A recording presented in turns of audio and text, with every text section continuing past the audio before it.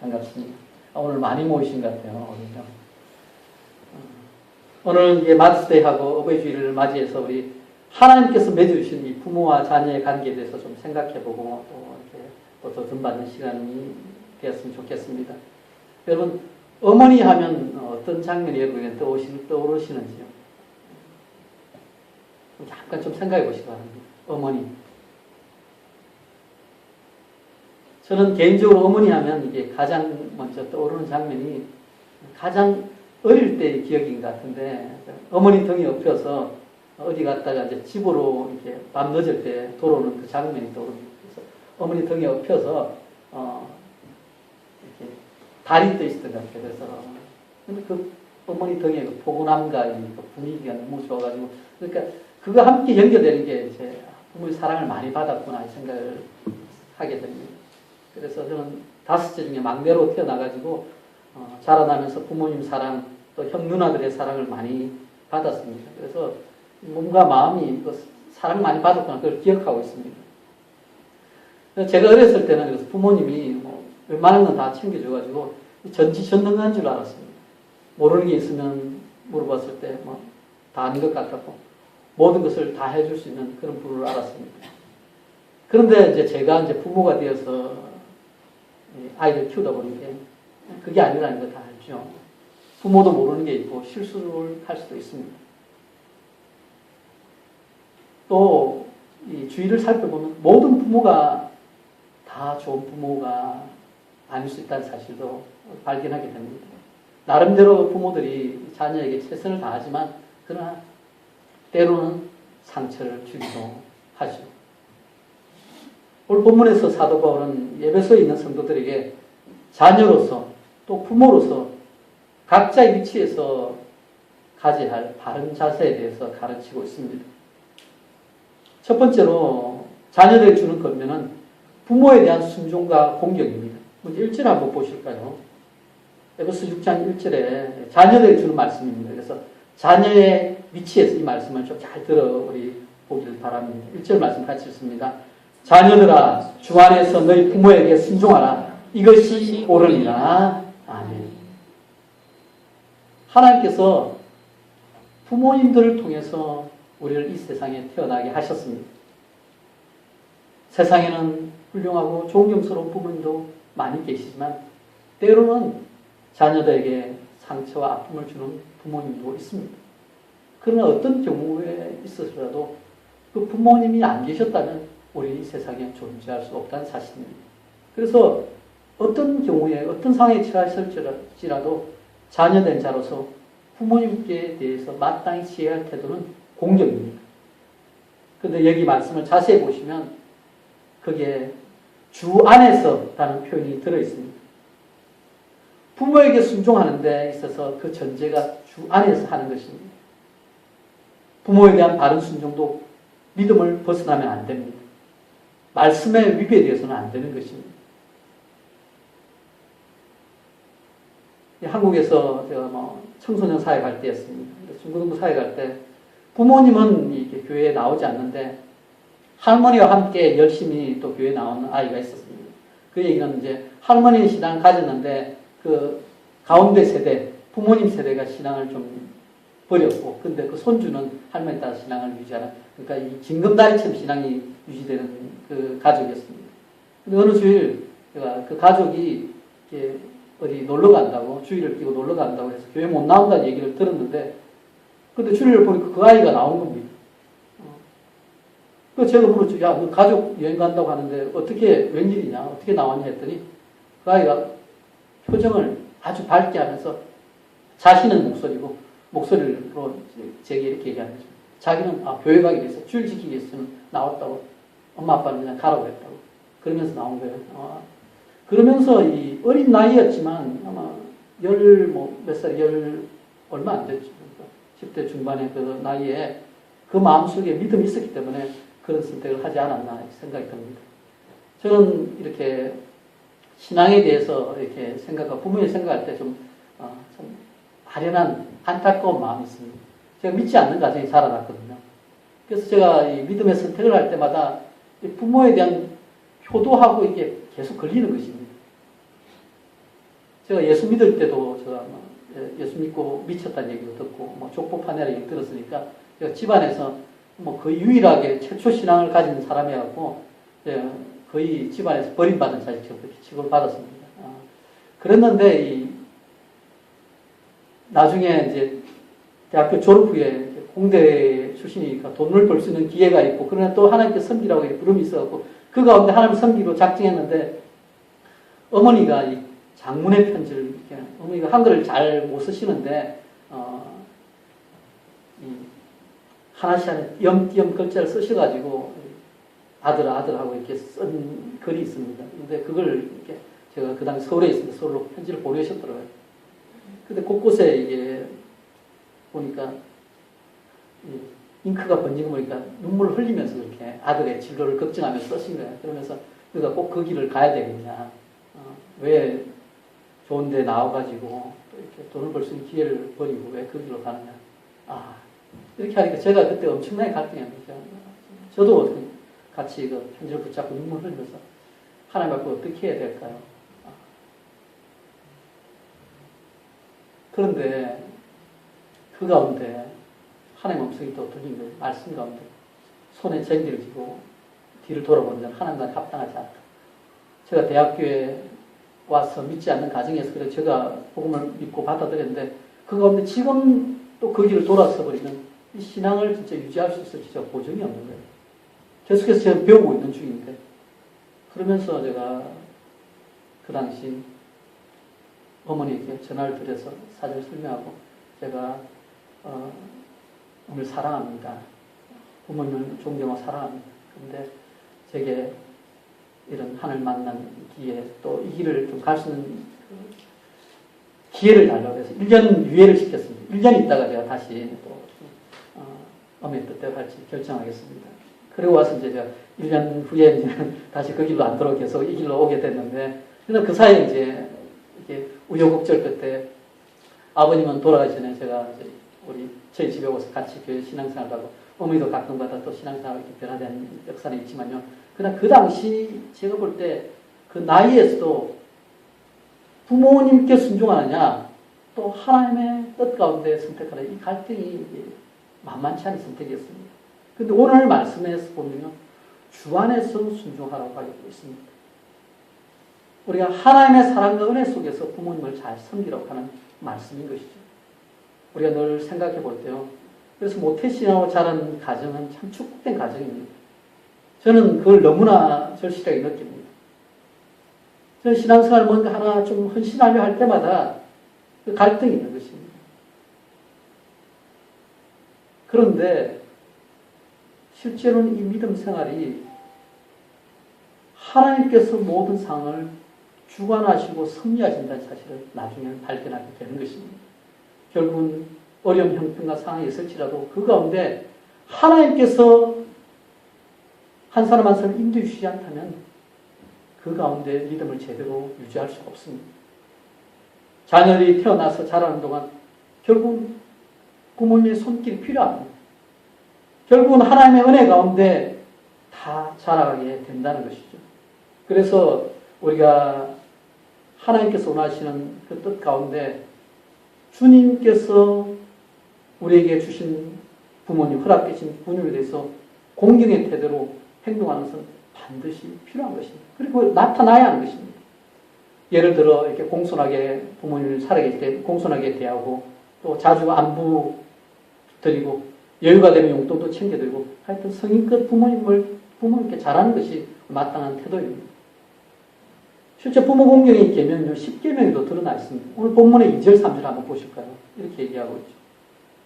2절, 3절 말씀 제가 읽겠습니다. 내 아버지와 어머니를 공경하라. 이것은 약속이 있는 첫 계명이니 이로써 내가 잘되고 땅에서 장수하리라. 10계명 중에 1계명에서 4계명까지는 하나님에 대한 계명입니다. 그리고 그 다음에 사람과의 관계에 대한 계명이 시작되는데 제5계명이 바로 부모 공경의 계명입니다. 그런데 이 계명의 출처가 10계명이 나오면 출애굽 20장이 나오죠. 이렇게 나와 있습니다. 내 부모를 공경하라. 그리하면 내 하나님 여호와가 내게 준 땅에서 내 생명이 길리라. 부모를 공경하는 것. 인간관계의 시작입니다. 첫 계명이라고 나와 있는데요. 여기서 보면 인간관계에서 이 계명이 어떤다는 말입니다.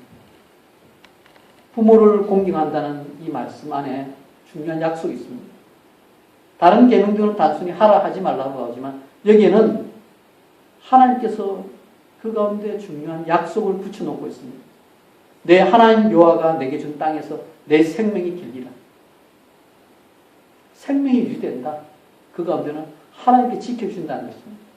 부모를 잘 존중하고 공경할 때 하나님께서 우리 함께 하셔서 우리가 거하는 땅에서 오랫동안 잘 살도록 복 주신다는 말씀입니다.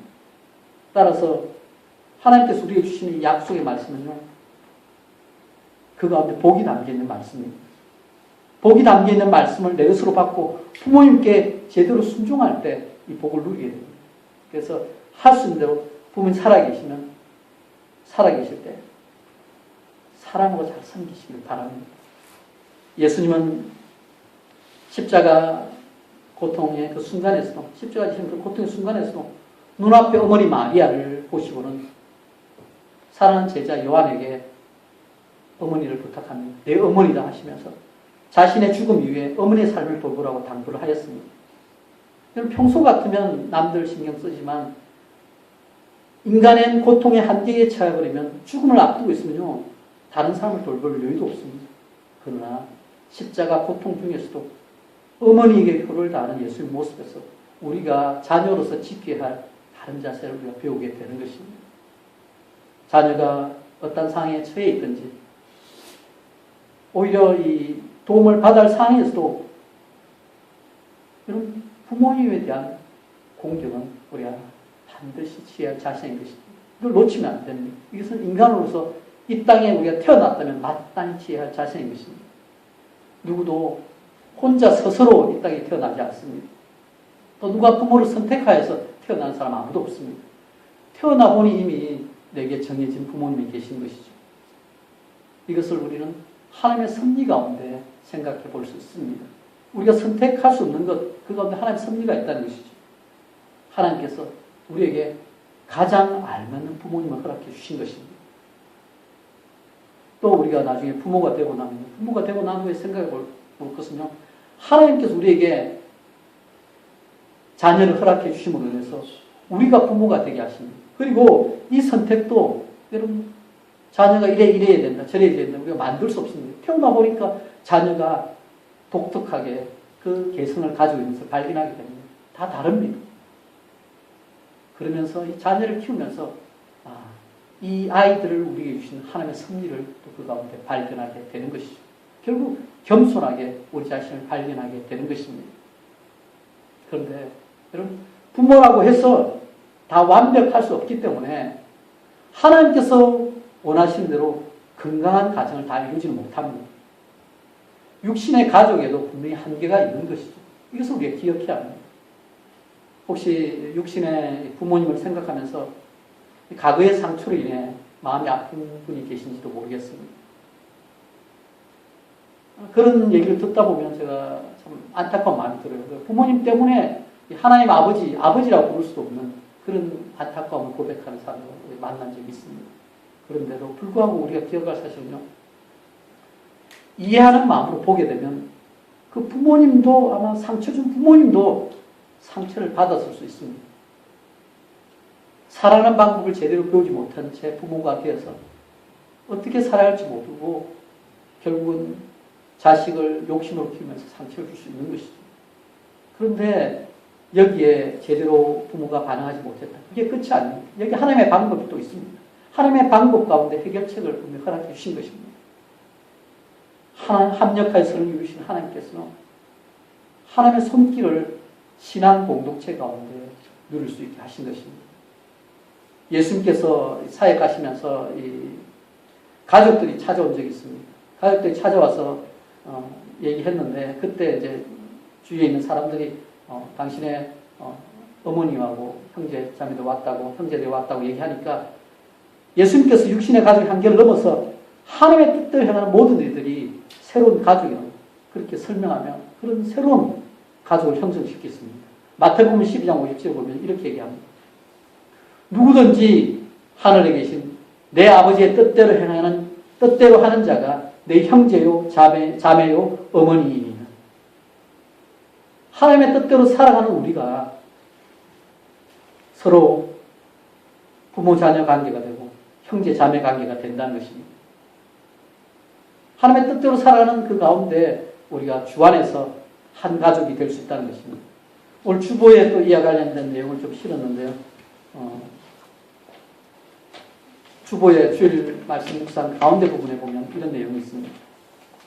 네, 한번 보실까요? 주보 한번 보시면요. 이렇게 나와 있습니다. 우리는 주 안에서 한 가족입니다.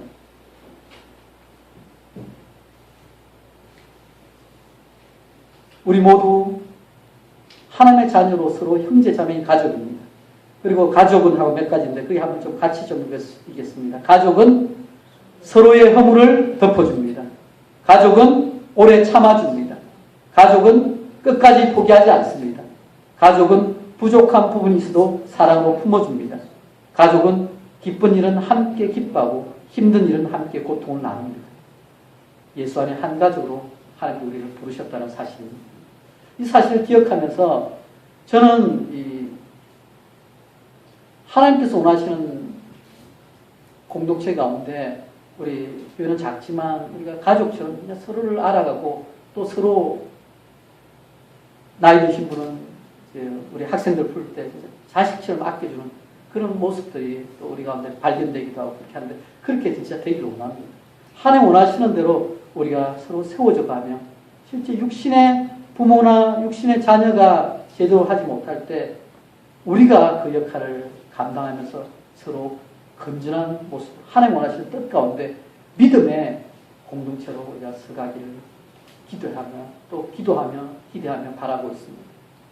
하나님께서 우리를 한 공동체에서 불러주실 때 여기에 특별한 섭리와 계획이 있는 것입니다. 하나님께서 우리를 따로따로 살게 하시고 따로따로 거하게 하셨다가 또 한 공동체로 신앙생활을 하게 하셨는데 이 가운데 하나님께서 새로운 성숙의 기회를 만들어 주실 줄 믿습니다. 왜냐하면 새로운 신앙의 가족 관계 속에서 우리는 그대로 있을 수가 없습니다. 서로 영향력을 주고 서로 신앙이 자라가야 하는 것입니다. 우리가 서로 다르기 때문에 우리는 그 가운데 서로 맞추어가면서 하나님의 뜻대로 해가는 새로운 가족을 우리가 세워갈 수 있는 것입니다. 그렇게 되기를 예수 그리스도의 이름으로 축원합니다. 둘째로 우리가 한번 살펴볼 때요. 사도 바울이 부모님들에게 주는 권면이 이어서 나옵니다. 자녀들을 화나게 하지 말고 주의 말씀대로 제대로 양육하라는 것입니다. 4절 한번 같이 보실까요? 에베소 6장 4절 말씀입니다. 그 말씀 같이 한번 한 목소리 읽습니다.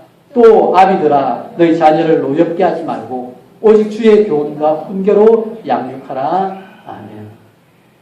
여기서 자녀를 노엽게 한다는 말은 그 감정을 상하게 한다는 말입니다.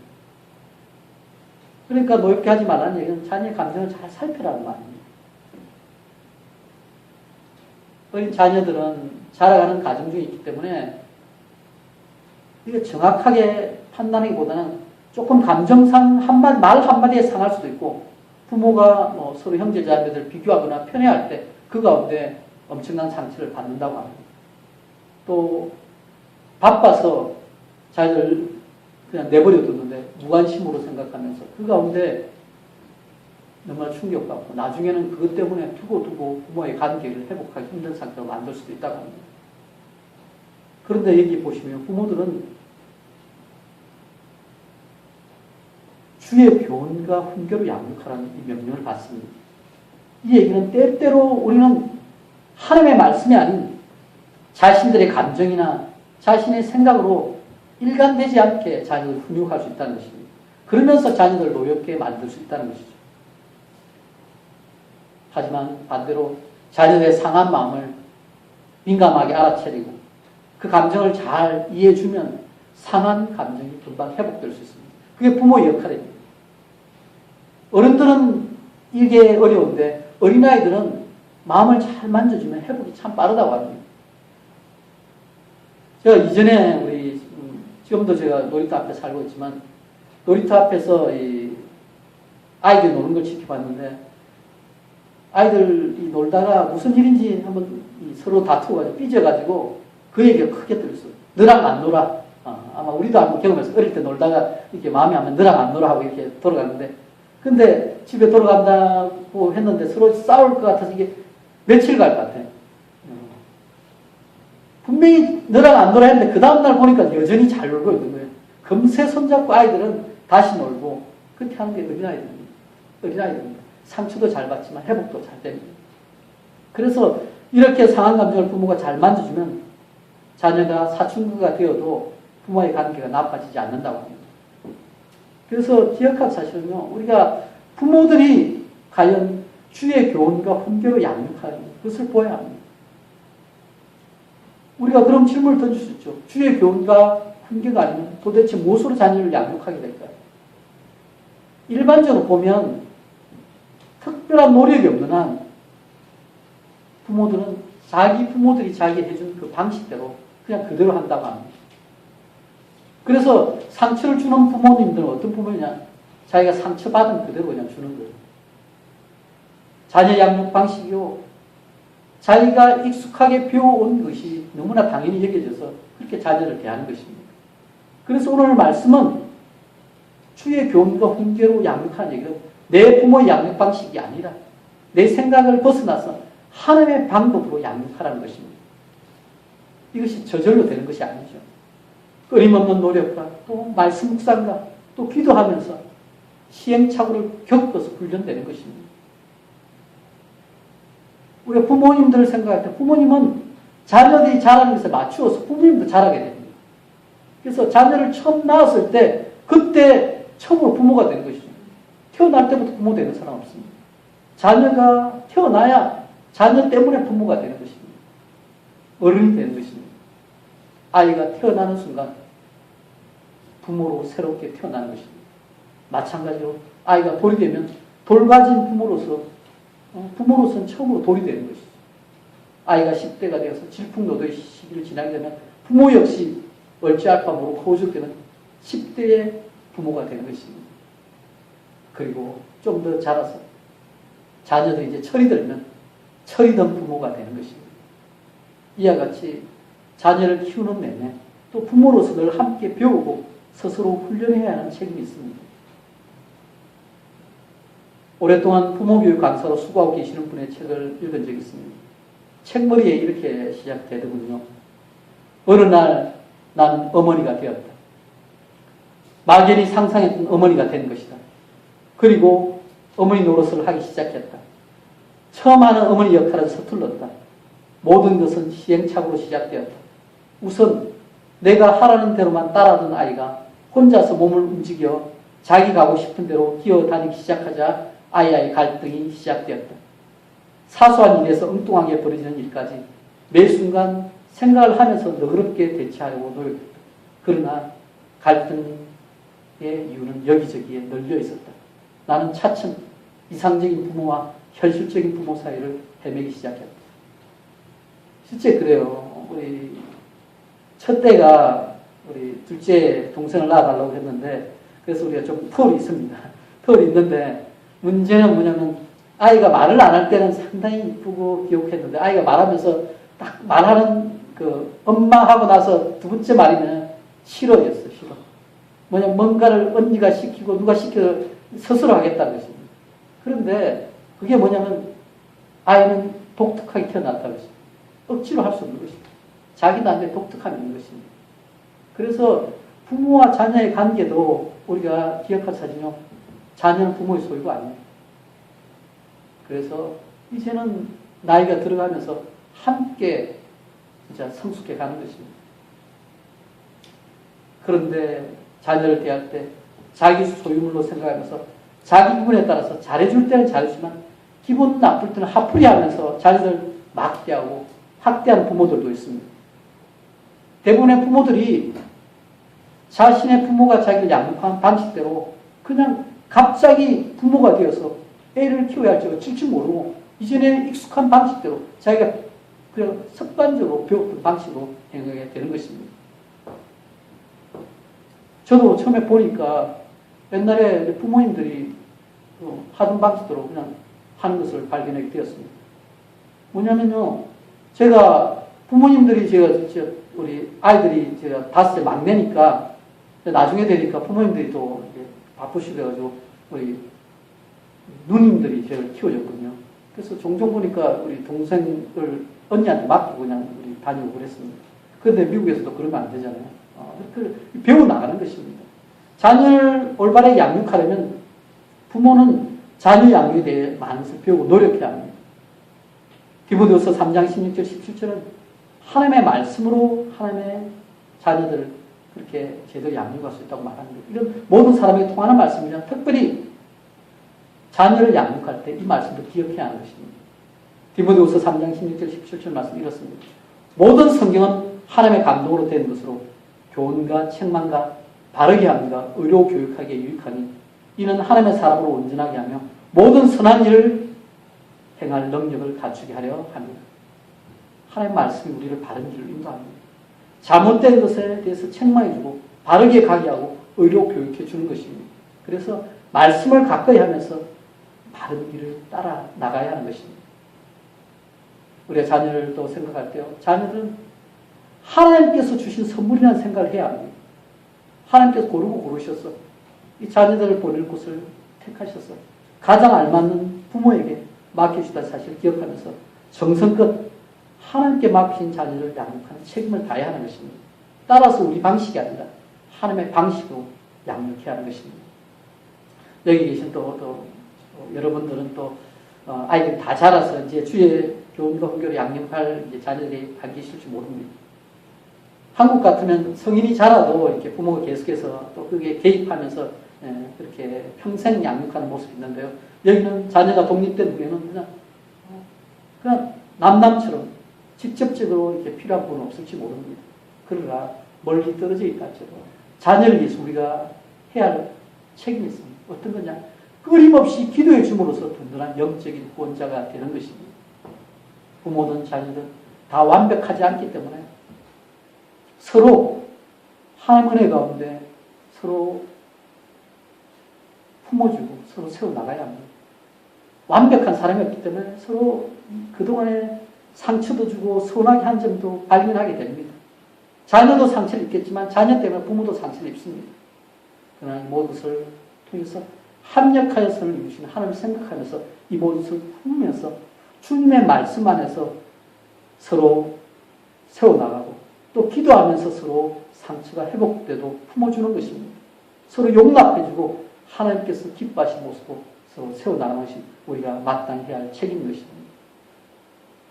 사랑하는 여러분, 아름다운 부모 자녀 관계는요, 결국은 하나님의 손에 달려 있습니다.